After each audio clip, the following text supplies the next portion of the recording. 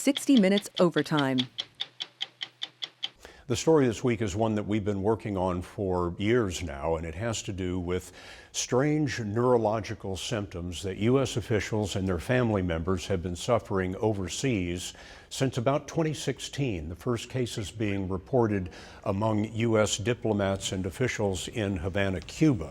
Loud sound just absolutely filled my room. I felt like my head was slowly starting to get crushed. And then severe ear pain started. I liken it to if you put a Q-tip too far and you bounce off your eardrum. Well, imagine taking a sharp pencil and just kind of poking that.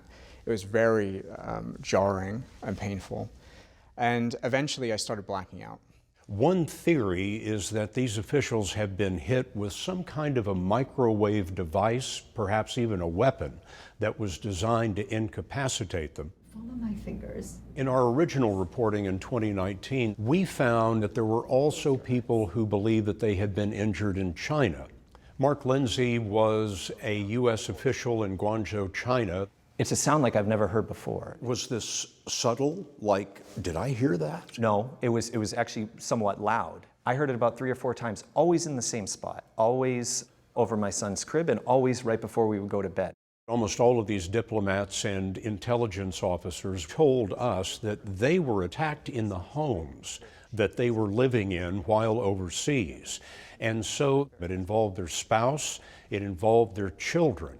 And some of what they have told us about what happened to their children is particularly disturbing. My daughter, who's very athletic, went for a run. She lost all of her right side eyesight. She couldn't see anything to her right. And she's asking me if she's going blind.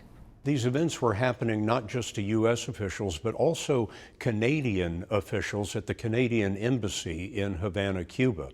We spoke to several of them. They didn't want to be identified because they were concerned that they didn't know who or what had done this to them, and they didn't want to make themselves targets again.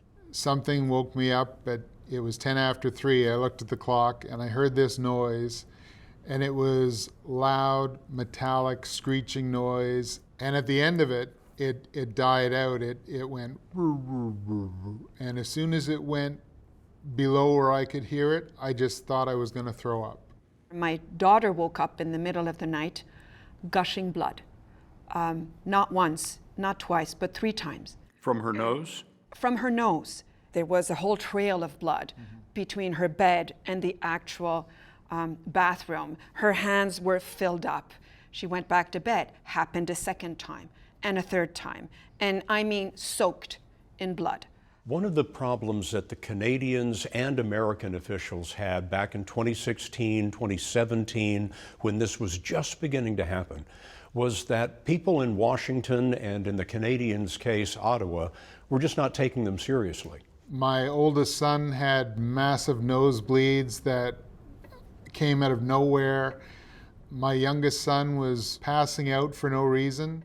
I contacted the embassy to arrange to have them flown straight to Ottawa, and they denied that request.